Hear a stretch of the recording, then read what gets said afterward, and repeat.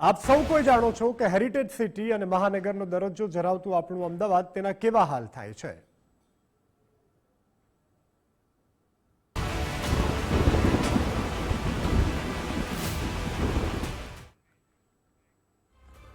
Heritage સિટીનો દરજ્જો ધરાવતું મહાનગરનો દરજ્જો ધરાવતું અને મેટ્રો સિટી તરીકે પણ હવે ઓળખાતું આપણું અમદાવાદ માત્ર 2 થી 3 ઇંચ વરસાદ પડે અને આખું અમદાવાદ બેટમાં ફેરવાઈ જાય અને એ બેટમાં રહેતા હોય છે હું અને તમે, આપણે બધા।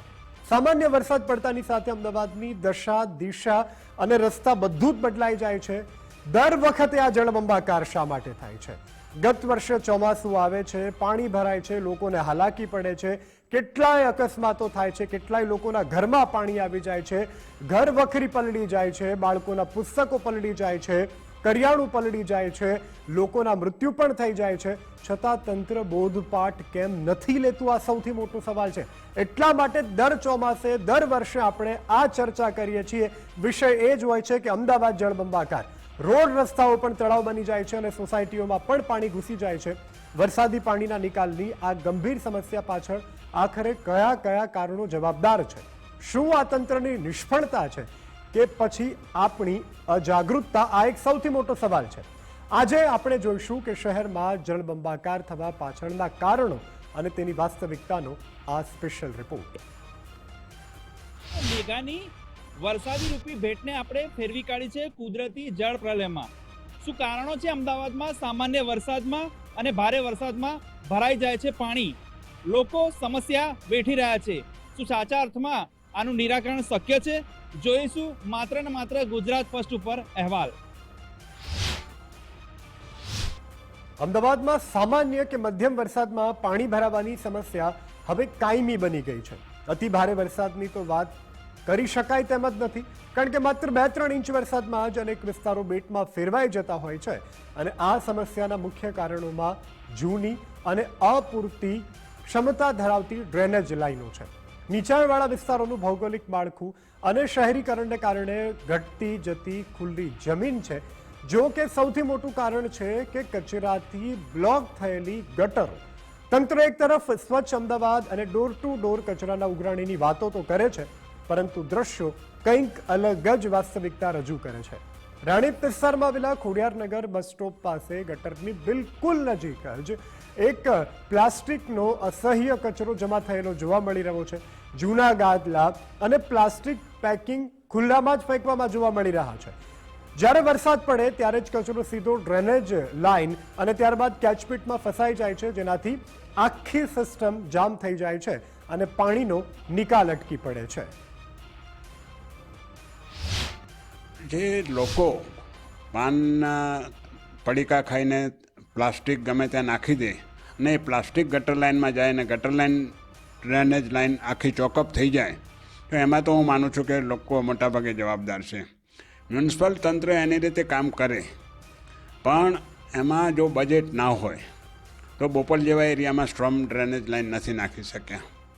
પરંતુ આ વર્ષે જ આ પ્રોબ્લેમ આવ્યો છે, તો હું માનું છું કે ત્યાંની નગરપાલિકા હવે કદાચ એનો બોધપાઠ લઈને એનો ત્યાં સ્ટ્રોમ ડ્રેનેજ લાઈન નાખશે। તળાવોની સંખ્યા ઘટી છે એટલે તળાવોમાં જે પાણી સંગ્રહાતું હતું એ બંધ થઈ ગયું।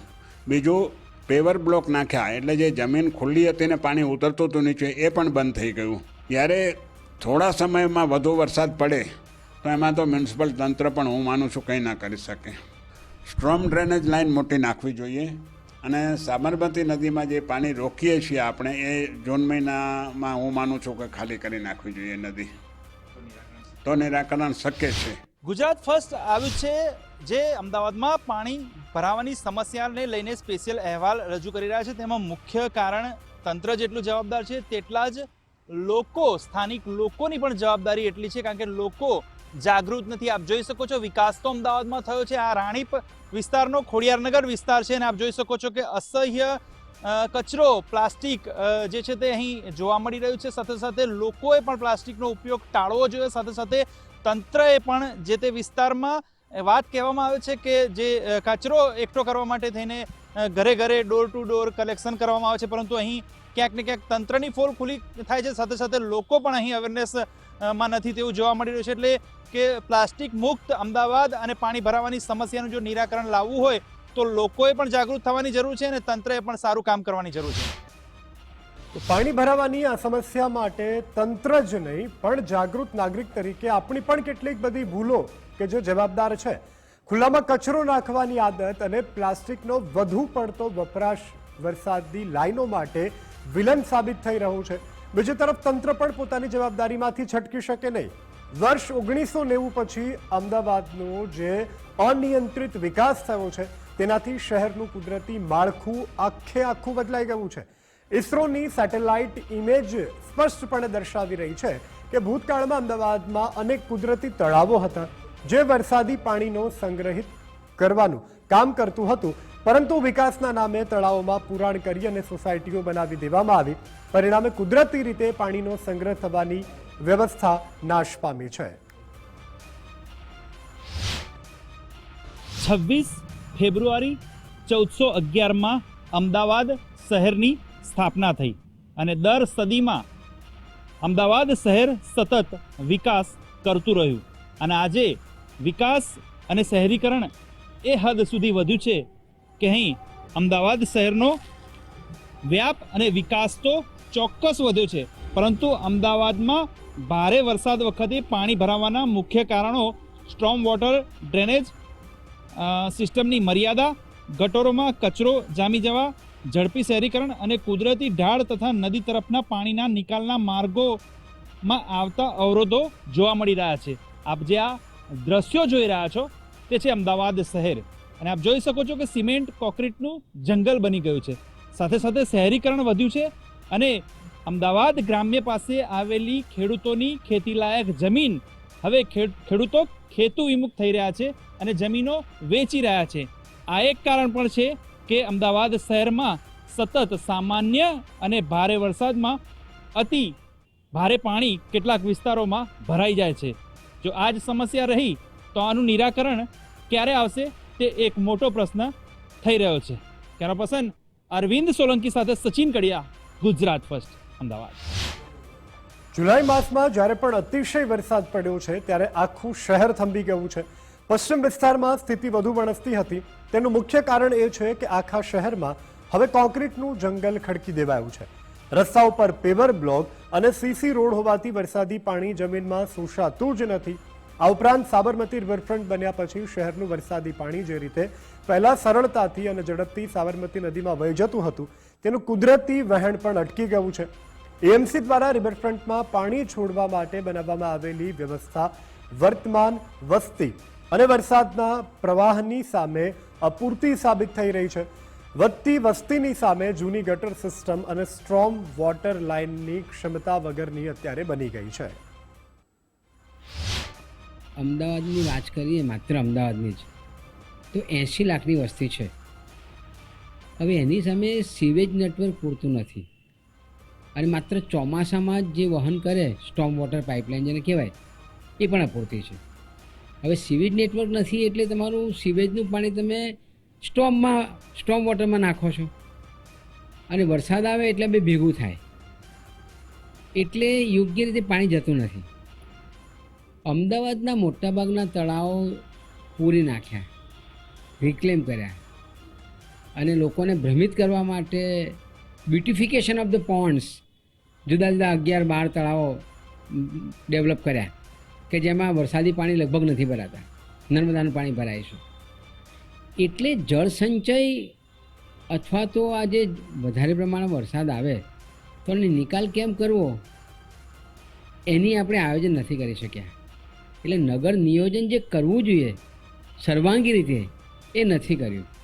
આડેધડ તમે પ્લોટો ખરીદી લીધા છે કેટલાક લોકોએ અને ત્યાં પછી ડેવલપમેન્ટ કરવું અને એના જે સમસ્યા છે. એટલે એવું નથી કે માત્ર ક્લાઇમેટ ચેન્જ કે 14 ઇંચ વરસાદ પડ્યો એટલે સમસ્યા છે.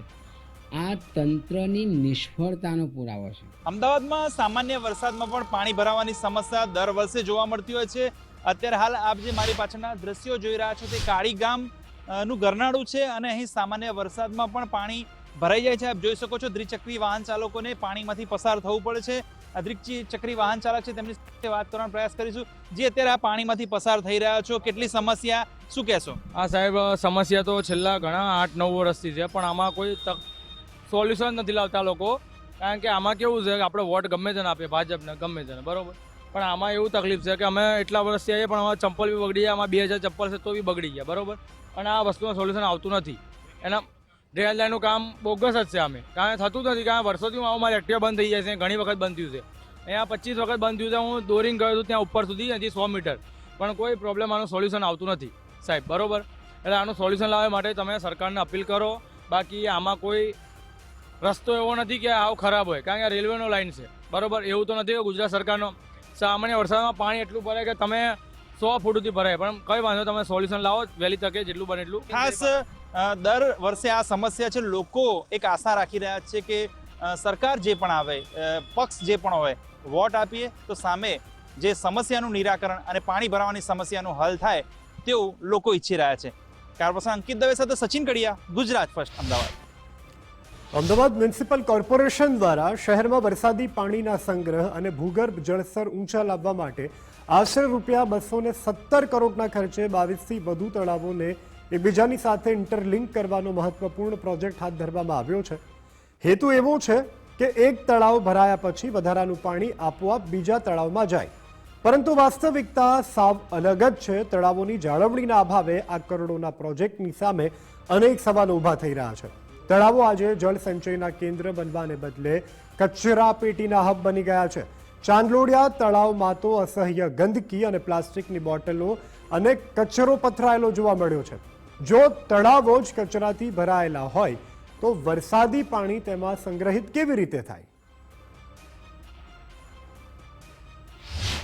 ગુજરાત ફર્સ્ટ ઉપર અમદાવાદ શહેરમાં સામાન્ય અને મધ્યમ વરસાદમાં પણ પાણી ભરાવાનો જે આ વિશેષ અહેવાલ છે તેમાં આપણે વધુ એક કારણ બતાવીશું કે અમદાવાદમાં જે રીતે તળાવો બનાવી દેવામાં આવે છે, પરંતુ ઇન્ટરલિંકિંગની ક્યાંક ને ક્યાંક જે સ્થિતિ છે, જે સમસ્યા છે તે પણ જોવામાં આવે છે, જેને કારણે પાણી ભરાય છે. અને બીજી તરફ લોકોમાં અવેરનેસ નથી. આપ જોઈ શકો છો કે આ ચાંદલોડિયા વિસ્તારનું તળાવ છે અને તળાવની અંદર અસહ્ય ગંદકી જોવા મળી રહી છે, પ્લાસ્ટિકનું સામ્રાજ્ય જોવા મળી રહ્યું છે. સાથે સાથે આ જ તળાવની અંદર ગટરના ગંદા પાણી ઠાલવવામાં આવતા હોય છે. એટલે કે ઇન્ટરલિંકિંગની એક જગ્યાએથી બીજી જગ્યાએ તળાવોના ઇન્ટરલિંકિંગની જે વાતો કરવામાં આવે છે, પરંતુ તે ક્યાંક ને ક્યાંક અભાવ છે. સાથે સાથે આપ જોઈ શકો છો આખું મંદિર છે તે અહીં કચરામાં જે તળાવમાં ઠાલવી દેવામાં આવ્યું છે. પ્લાસ્ટિકની અસહ્ય બોટલો જોવા મળી રહી છે, જેને કારણે જે લાઈન હોય છે, ડ્રેનેજ લાઈન, તે ભરાઈ જાય છે, તળાવો ભરાઈ જાય છે અને ગંદકી અસહ્ય જોવા મળતી હોય છે.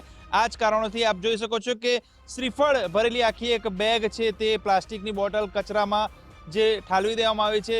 અને કેટલાક લોકો અહીં જે છે તે નહાતા નજરે પડે છે. સીધું પાણી અહીંથી જે ગંદકીનો સામાન અને જે અસહ્ય ગંદકી જે ઠાલવતા હોય તેવા દ્રશ્યો અહીં સ્પષ્ટ જોવા મળી રહ્યા છે. અને અત્યારે હાલ આપ જોઈ શકો છો કે જે રીતે કચરો, પ્લાસ્ટિકની આખી થેલી, કચરાનો સામાન, આ અસહ્ય જે કહેવાય કે તળાવ નહીં પરંતુ એમ કહેવાય કે આ કચરા પેટી છે આખી મોટી, તેવું જોવા મળી રહ્યું છે. અને આ સીધો જ કચરો તળાવમાં ઠાલવવામાં આવે છે. આમાં કઈ રીતે બ્યુટિફિકેશન તળાવોનું જળવાશે, કઈ રીતે અમદાવાદમાં પાણીની સમસ્યા હલ થશે, તે મોટો પ્રશ્ન છે. પરંતુ તંત્રની વાતો અહીં પોકળ સાબિત થઈ રહી છે. સાથે સાથે ગુજરાત ફર્સ્ટનો જે આ સ્પેશિયલ અહેવાલ જોઈ રહ્યા છો કે અમદાવાદમાં પાણી ભરાવાની સમસ્યાનું જો નિરાકરણ લાવવું હોય તો ગ્રાઉન્ડ લેવલે કામ કરવાની જરૂર છે. અને ગ્રાઉન્ડ રિપોર્ટ અત્યારે ગુજરાત ફર્સ્ટ દર્શાવી રહ્યું છે.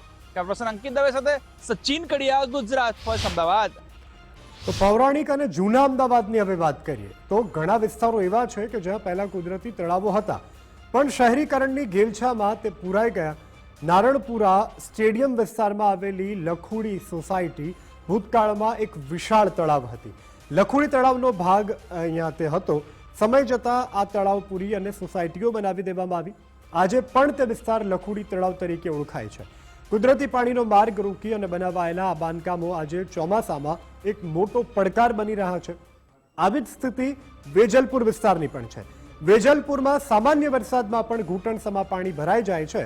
આ ચોમાસામાં તો 23 જુલાઈના રોજ પડેલા ભારે વરસાદમાં વેજલપુરના અનેક એવા વિસ્તારો કે જ્યાં જળબંબાકાર થયા હતા અને લોકોના ઘરો તથા દુકાનમાં પાણી ઘૂસી ગયા હતા. વેજલપુરમાં તો 3 પાઇપલાઇન ઉપર આખું વેજલપુર આવેલું છે. આ ત્રણેય પાઇપલાઇન એક વસ્ત્રાપુરથી શરૂ કરી અને કર્ણાવતી થઈ અને પાછી ટોરેન્ટ પાવર સ્ટેશન જે છે ત્યાંથી સાબરમતી જાય છે, એક ગોતાથી સીધી જાય છે, એક નારણપુરાથી સીધી 132 ફૂટ રોડ થઈને વાસણા થઈને જાય છે.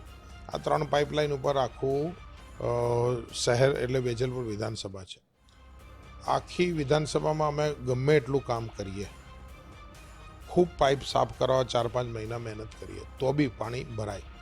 એનું કારણ એકમાત્ર છે કે આ પાઇપલાઇન છેક આગળથી આવે છે અને પાઇપલાઇન જ્યારે 4-5 ઇંચથી વધારે વરસાદ આવે ત્યારે આ પાઇપલાઇન આખી ભરાઈને આવે અને આ પાઇપ ભરાઈને આવવાના કારણે જે સ્થાનિક પાણી હોય એ સ્થાનિક પાણી લેવા માટે પાઇપની કેપેસિટી ખતમ થઈ જાય છે.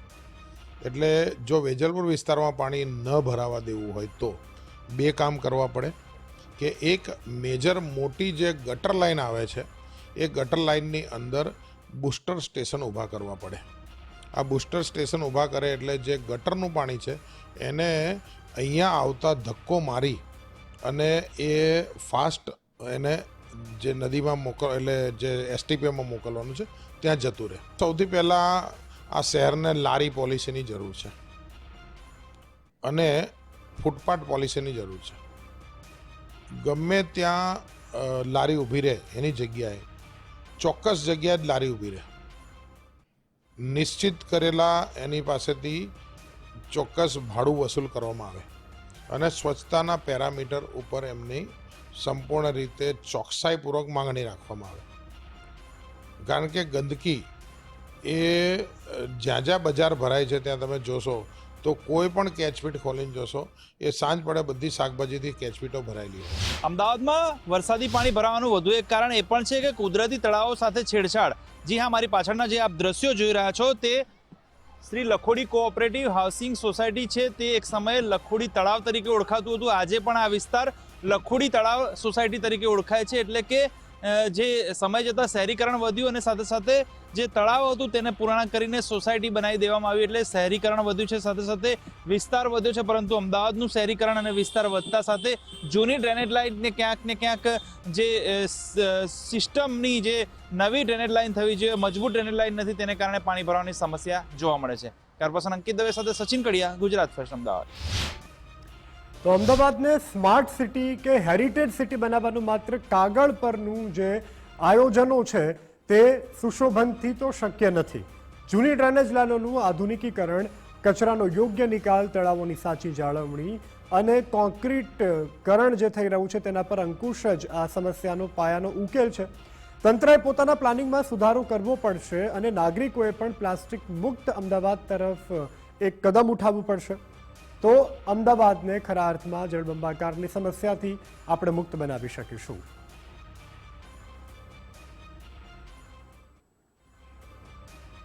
અને આ સાથે મારી વિશેષ રજૂઆત અંતર્ગત અત્યારે બસ આટલું. વધુ સમાચારો માટે આપ જોતા રહો ગુજરાત ફર્સ્ટ ન્યૂઝ. નમસ્કાર.